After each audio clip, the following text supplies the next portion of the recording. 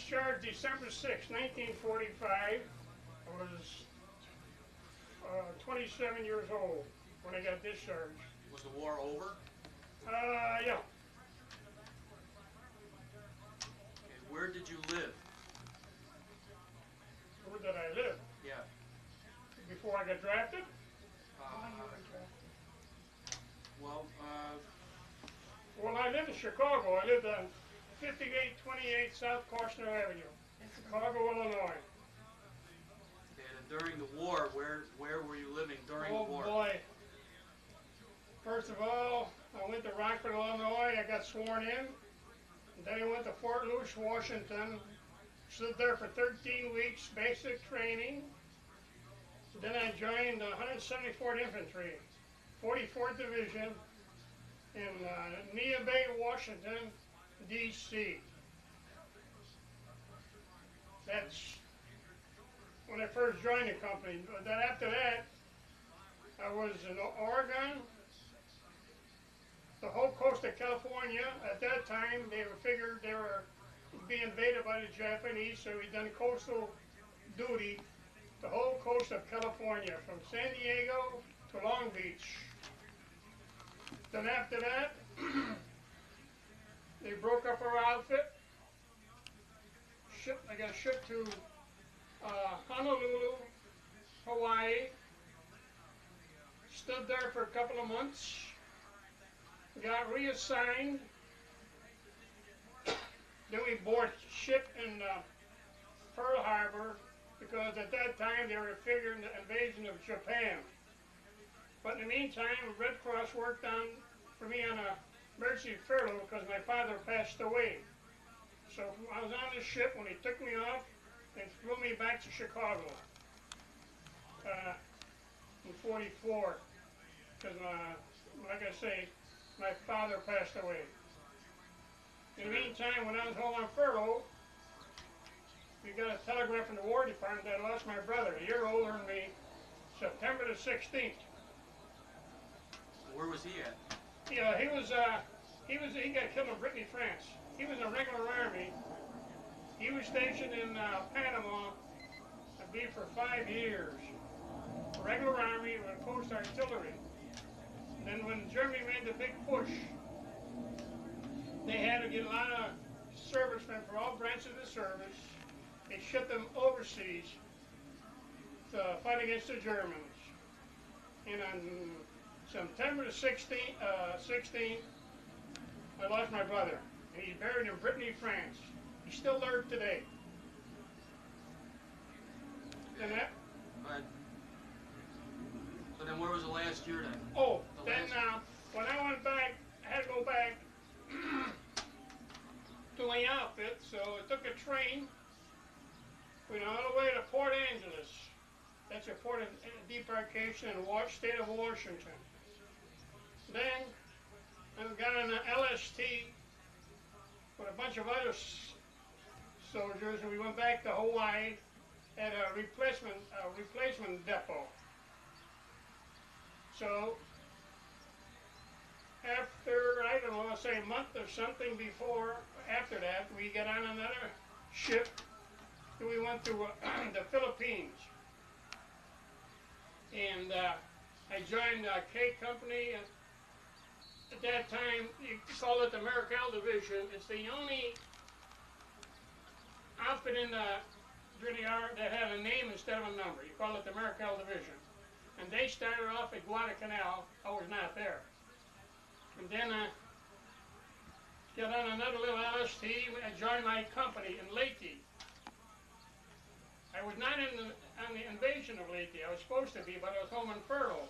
So I joined my company in Leyte.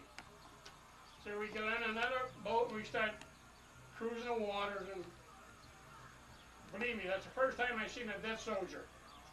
All I seen was 8 legs sticking out of a tent. That's the first time I got my biggest scare. Then I joined my company. Then we hit about 3 or 4 islands in the Philippines. Probably cleaning up, I don't know what you call it. But then the war ended. Then we all got on another big ship and we went to Tokyo, Japan. then the war ended, and that particular time, you had a point system. The 1 point for stateside, 5 points if you were overseas. See, I was one of the lucky soldiers. I was stateside 30 months. I was overseas twice, 15 months. Then, by point system, I got home. Well, it was on another one of these big boats, which takes a ship, not boat. It takes a long time, about 30, 35 days. And at that time, I think they called them banana boats, but that's where we were on. So on the way back on the ship, and I never got seasick. I always ate a lot of hard-boiled eggs, and they said that was the best thing to do, and I ate a mess of them. And by the way, my nickname is Eggsy anyway. So on the way back and on the ship, I never noticed that I started getting headaches. So, and then we got back in Washington, like you shipped home. And meantime, I quit taking my quinine for malaria. See, I had malaria all along, but I never knew it. And by the way, only the female mosquitoes bite you, not the male. Don't laugh, it's true. And so I was sitting in a depot order, waiting to come home. And my last name was Sylvester, S-Y, so I was always at the last. Even payday in the Army, everything was S-Y. I was always very in. So anyway, we get on the train. We started coming home, and I started getting some real nasty headaches. It didn't realize on me. But then I went to Fort Lewis, Washington, and we were going through a process to get discharged. That was in November, about the 22nd, we were supposed to get discharged, but I got near it, we were taking x-rays and I passed out. And I fell on the floor, so after they gave me an examination, and they said that I had malaria because I quit taking my pills. So instead of getting discharged in November, I get discharged December 6th, 1947. 47? Huh? 47? No, 1946. 46. 1946, excuse me. I was supposed to get discharged in November, but I got in December. And then I come home. After 45 months, I was a free man again. Little older, little wiser, and what else can I say? Okay, what was your occupation? I was a 60 millimeter mortar. I don't know if you know what that mortar. Them are things that look like a stovepipe, and they shoot up. I was the gunner. I used to set for distance and accuracy. Then you had a assistant that used to feed the mortar. The project goes up, then it comes down. In fact, we were mostly behind, and they have 81s which go twice as far. They must be, I don't know, 5 feet tall. But I was only 42 pounds, and I was the gunner. So I'd set it up, and they'd feed it, and when we had a fire, we fired. Okay. What was your worst fear during the war? My first fear? Your worst fear during the war? There was more than one. What was the worst one? What was the worst one? Yeah. Oh, let me see. You were scared. Oh, when I joined our outfit, at that time, they were in combat already. So, you know, one thing about our country, they always went and got their veterans. In fact, they made a push, and there were some guys that were, well, they got hit and they killed in action. But we went back maybe 4 or 5 days later to get the men out of the foxholes. And if you know, when a person lies dead someplace for 4 or 5 days, the stink is awful bad. And when we had to crawl up to them holes and get them, then we had to get them, excuse me, then we had to get them men. It was sickening. That was one of my worst. There was a couple more, but I can go on and on and on and on. All I can do is thank God I'm here today. I was one of the lucky ones. Now we touched on this before, but did your relatives fight? And if so, did they enlist or were they drafted? My brother was Joe. His name was Joe. He was a year and a half older than me. And him and his couple of friends joined the regular army. Well, he was what you call a black sheep of the family, let's face it. So he joined the regular army, and he was in Panama. I don't know how many years. And then I got drafted. Then my brother Pete, my second oldest brother, he got drafted. He was in the Air Corps. So there was three? There was three of us, yeah. My oldest brother could not go. He was 4F because he was hard of hearing, and he was 4F. So you were all drafted? No, my brother after me, he volunteered. Joe drafted. Joe drafted. That's who you're named after. Joe joined the Army. Okay. See, the regular Army, the number starts, it's 5 numbers. In Illinois, it's 363-212-68. I'll never forget that. I can't.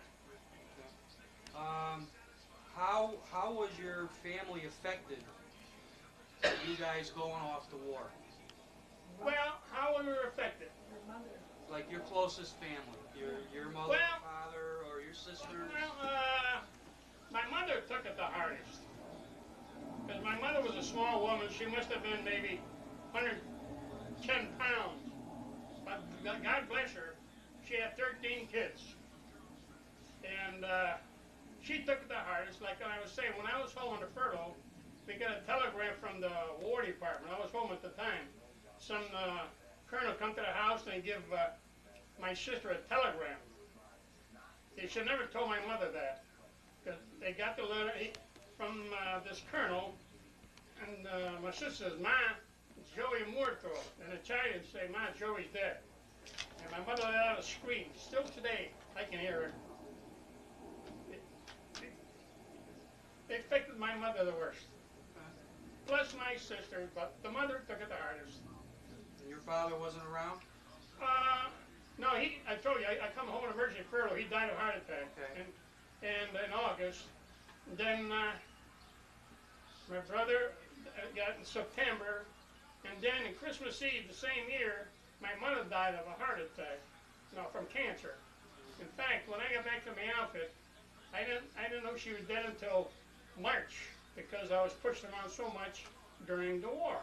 But in 3 months, I lost my father, my brother, and my mother. So I was overseas at the time. See, I don't know, but when you're overseas, somebody dies, you're not affected as much if you're at home.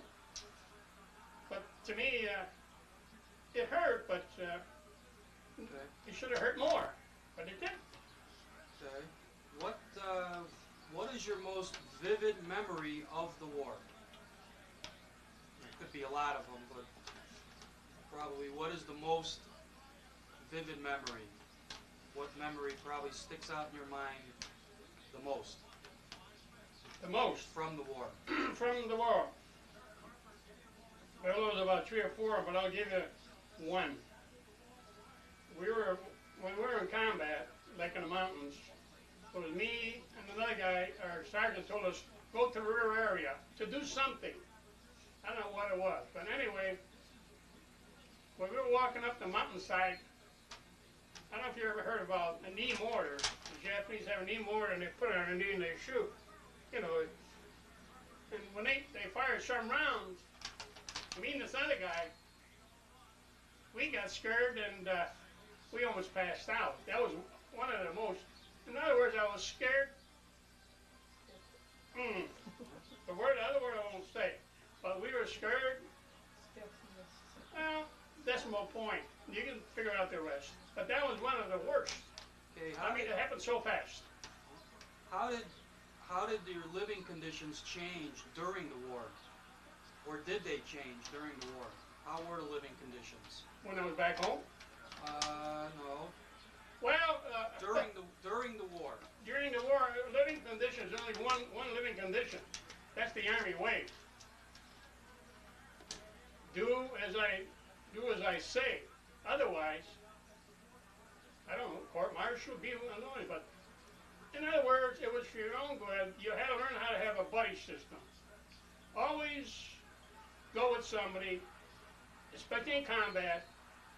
You have eyes in the back of your head, the front of your head, plus a buddy system.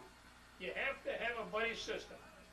The war was not won by one, by two, by all of us, but it was companionship and combined efforts by all American soldiers, or any soldiers. How about the weather, or the clothing, Well, or the food? I know. How was that? In Washington, state of Washington, they call us web feet. There's a reason for that. We always had to walk around with a poncho behind our cartridge belt, because you every 5-10 minutes we walk it rains. That's why they call us web feet. See, that hit the point too, because I was in the infantry, which they call dog-faced soldiers. They say the war was won by infantry, by dogs on your stomach, but the war was won by all of us. But we had the dirtiest, because we had rain or shine, we had to do it. We had to do it. We had to do it. Otherwise, you would not survive. Okay. How was the country affected during and after the war? That's just your opinion. Well, What do you think? in our country, How was our country affected during the war? during the war, thank God that they all stuck together. Otherwise, we would have never won the war. Like Rosita River and all this, and the way Kaiser, they built these ships. I don't know if you know, but their hulls were made out of concrete. But they got together, men and women, to get all our ships and all that. But at that particular time, a lot of jobs opened up for women, like they say, Rosita River. But they did make money, let's face it. But togetherness won the war at that time, during the war. After the war, who knows? There's so many different things you can say of after the war. I know some soldiers, they said, when you come back, your job is secured. You can tell that to the birdies or the Marines. There was no such thing, that your job was secured. The only thing is, but I lost a brother, people lost families. What we lost actually was 4 years of pay. That's what we lost. And we got zilch for it. You know, we got $300 from the state of Illinois. They give us $300 from the government. We got zilch. That, I still hold it against them. We should have got something. Okay. After living through the war, have your political views changed? Have my political views changed? After going through the war. To me, during the war, everything was kept hush-hush like. The big people knew it. And they never said nothing. That's the same thing they say when Pearl Harbor was bombed. They knew something was fishy, that something was going to happen. That's why we had them Japanese big honchos. They were in Washington when Pearl Harbor was bombed. In fact, we passed a place in Hawaii where they had these big radars and all that. You've probably heard about it. I don't know if you know what I'm talking about. It's radar for tracking, ships or planes. And they were having a big party at that time, Sunday, in Schofield Barracks, I believe you call it. In fact, I was going to the hockey game that morning when I heard it about Pearl Harbor. But they knew it, but politics are politics, let's face it. But now, you can't do now what they did now, what they done then. Because you got so many committees. If you notice lately of all scandals coming out, this was going on before, but nobody said nothing. Because, excuse the expression, there's money under the table, which is true. But now you can tell by scandals, but it's, to me, certain men shouldn't have that much power to control everything. That's why you got your Congress and your senators. They should get together and talk. Everything will not be copacetic 100%. You're going to have say yes, you're going to have no. But you still have to get it down, put it on the table, and try to get rid of it. If you don't get rid of it, as of lately, you can see what's going to happen. They got to get together, iron it out. You'll never be 100%, but it'll be a lot better than what it was. Okay. There was one more thing here. There was on the lighter side here. I saw a picture of you and President Reagan. Why don't you tell us how all of that developed? Well, when I was with the 174th Infantry, like I told you, it was a National Guard outfit I joined. Well, they were politics, no doubt. They all had their tailor-made pants and all that. And we were on the coast with the 174th Infantry. So every time they had something, armed forces, our outfit would go there. The 107th, from the 44th Division. So we were Hamilton, was it Fort Hays? No, California. Not Hamilton Field. It's in California. Anyway, they were making a movie. This is the Army. This is true. This is the early 40s. 43 or 44. I don't know which one it was. About 44. Anyway, they're making a movie. This is the Army. And Joe Louis was there too. And Ronald Reagan was there out there. And Alan Hale was there. Alan Hale Sr.? Yeah. And Teresa Wright was there. Charles Butterworth.